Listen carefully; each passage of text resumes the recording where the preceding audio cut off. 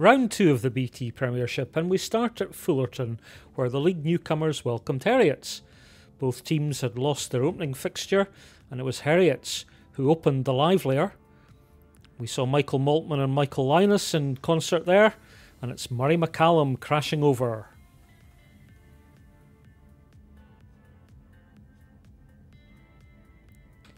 Marr were quick to fight back, and it's a narrow side attack.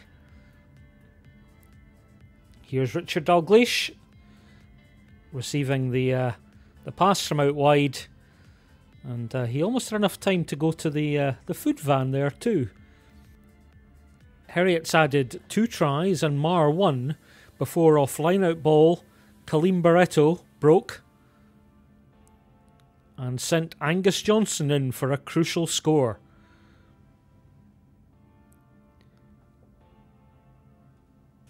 Harriet's defending a 1-point lead, and at the death, Marr's standoff Colin Sturgeon had this chance. With a penalty, which he goals to give Craig Redpath's men their first BT Premiership victory. Staying in Ayrshire, it was derby time at Millbrae. And Ayr, with David Armstrong orchestrating, notched the first try through fullback Grant Anderson.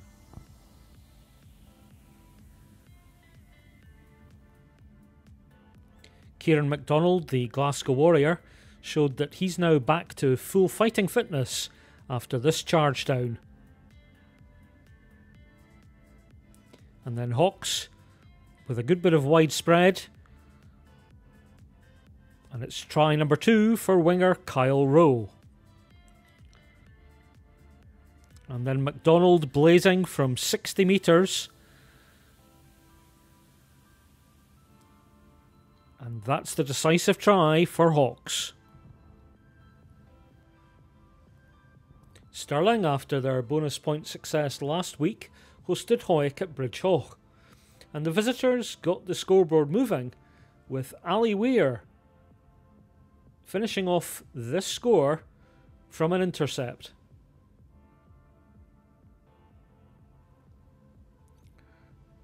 Hoyk generally enjoyed the better of the first half, which ended with them leading 22-13, but the second half followed a rather different script.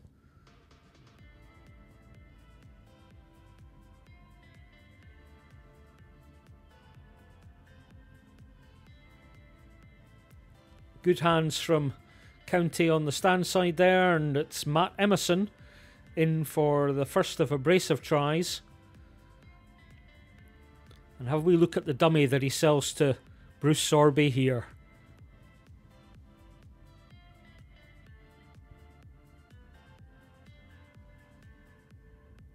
County really the dominant force in the second period, confirmed by this score here from Rory Leishman.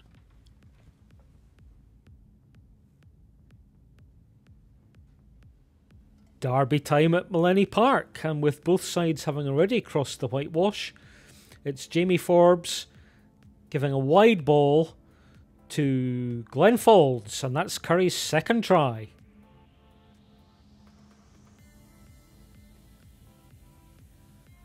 More now from the hosts, and Robbie Nelson doing the demolition job on the Watsonians' defence. And he finds number 8, Rhys Davis, in support. Before the break, it's catch and drive time. And Watsonians getting organised here, with a penalty advantage looming. And you might have clocked Michael Fido joining there, and the former Scotland's Sevens cap got the try. Second half, though, really Currie in the ascendant, and that's great work by Harvey Elms for that score. Congratulated by Ben Robbins. And then Robbins, against his former teammates, given that short ball from Jamie Forbes, another former Watsonian, and the Scotland age grade player rounded off in style. And Melrose, after their thumping win against Watsonians last week, were looking for their second capital scalp. Good start for them as Fraser Thompson crashes in at the corner. Here's Chris Laidlaw's lovely, astute pass. Melrose scrambling in defence. And it's Daniel Marrick plunging over for Boroughmuir. But the remainder of the second half was really a tale of mesmeric Melrose handling. And here's Thompson over again.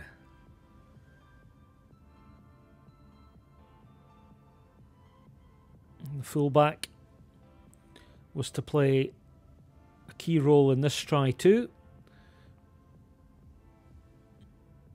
Keeps the ball alive, and great support from Bruce Colvin. And the scrum half is over. No surprise then, after Melrose's 9 tries, that they're top of the table, with Currie, Stirling and Hawks all setting a hot pace.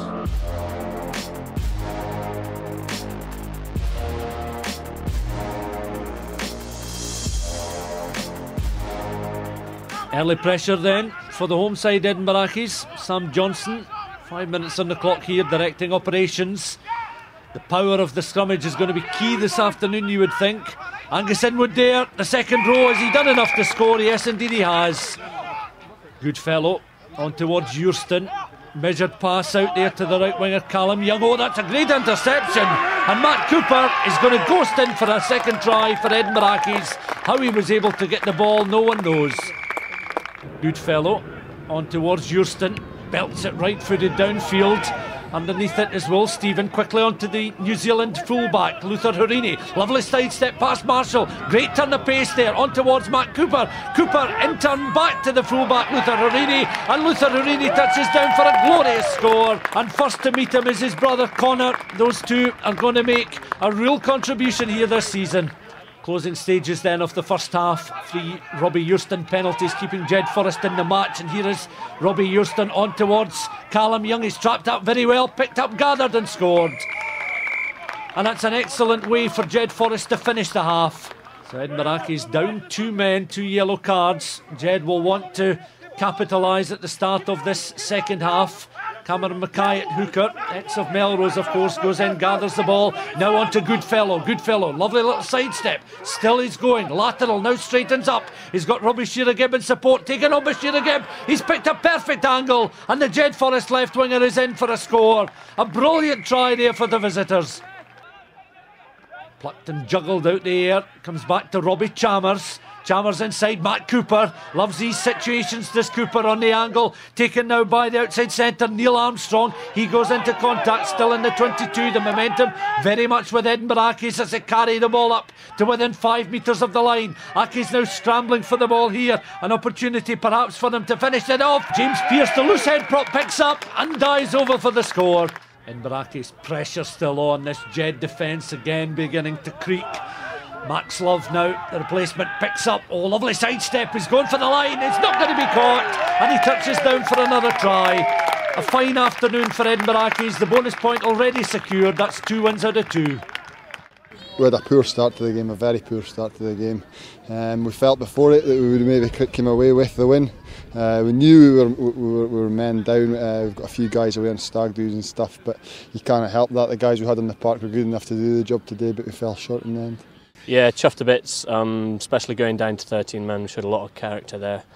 Scrum on our own 5 to get a turnover there and come away was really pleased.